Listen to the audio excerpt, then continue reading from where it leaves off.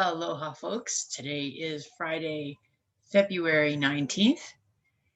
And today I'm gonna share a little stories. This is a little story time. Okay, guys?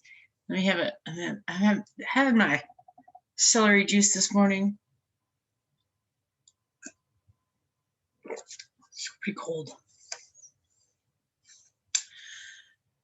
So the year is 2021, and according to some sources, the death rate last year during the pandemic was extraordinarily high because of the pandemic. Other sources seem to say it was right around par.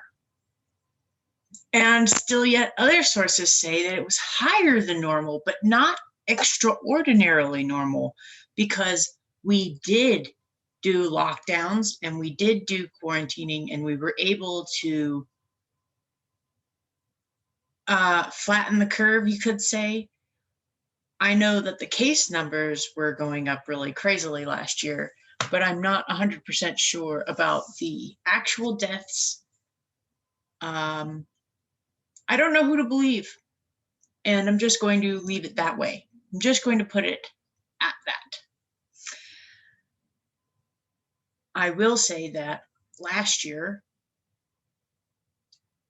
I don't know very many people personally that passed away. I know in 2019, there was a period during the spring and summer and ended at the beginning of fall where I personally knew, or I knew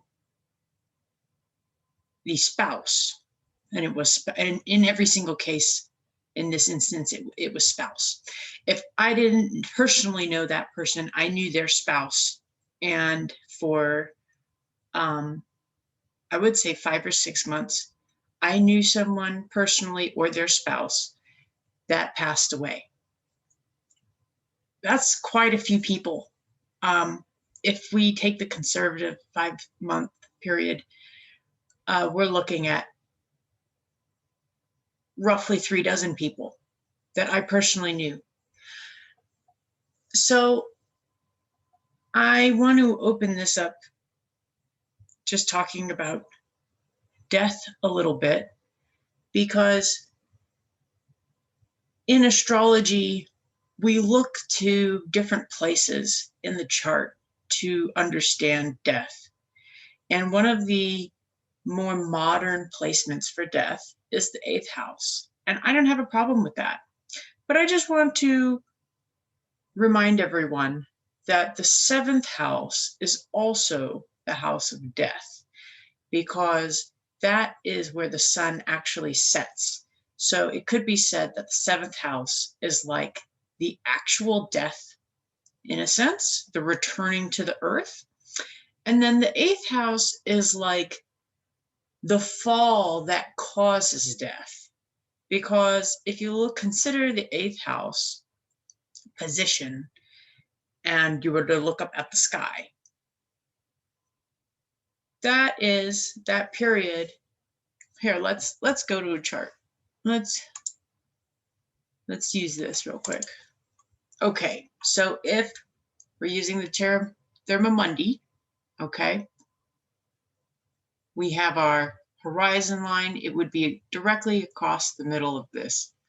So here's high noon. Here's just after lunchtime. And this is basically right around, you could say this is like roughly around the end of the day. This is that period of time, the last hour or so before you clock out of work. And usually, I know I'm tired at this time. I'm tired at this time. My energy is actually shifting because I'm getting ready to leave work. I'm getting ready to maybe run some errands before I go home and have dinner.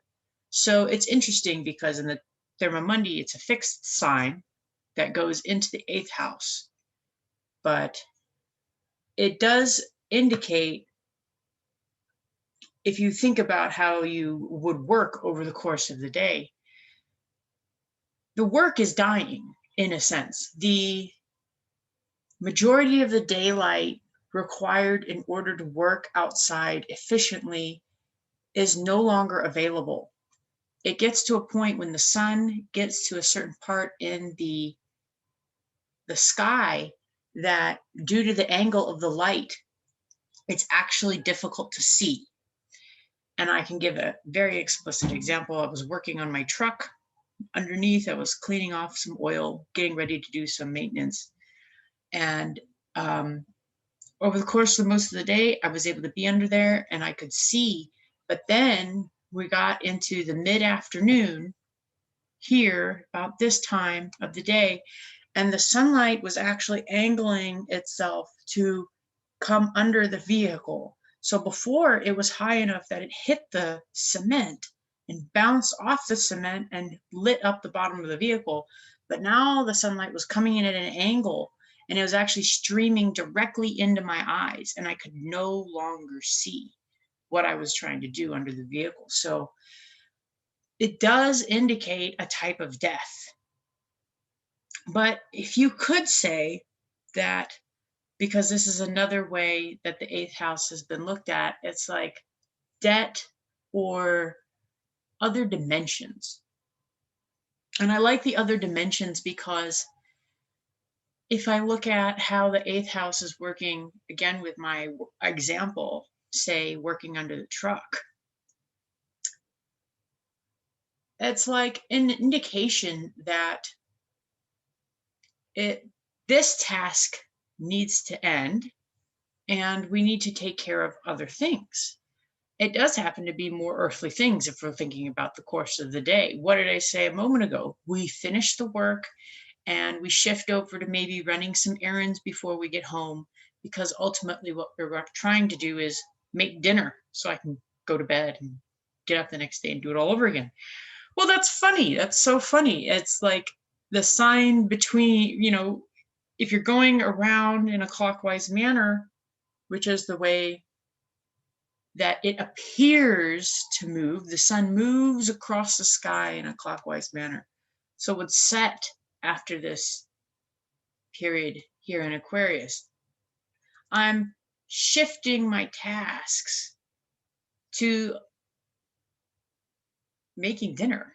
That's a very earthly thing.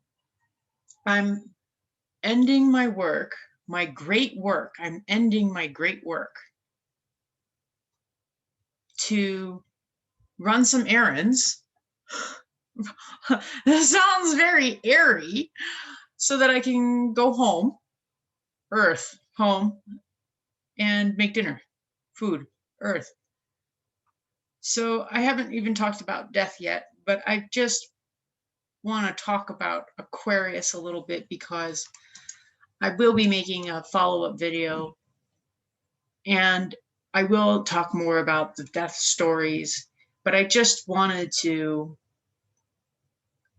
kind of give an introduction as to where my mind has been where my mind has been at and what I've been thinking about leading up to sharing these more personal stories. So I just wanted to mention that, like, I noticed that Aquarius has been very challenging for me to wrap my head around, and it could be just because that my North Node is in Aquarius, and so I just haven't had a long enough time exploring it to understand it.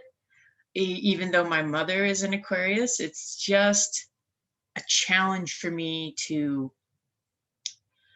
grasp what Aquarius is trying to do. So I'm going to share, which is a very airy thing, and I'm going to share and let go of these stories of death that I have encountered in my personal life as a tribute to Aquarius in the 8th house, according to the Thema Mundi.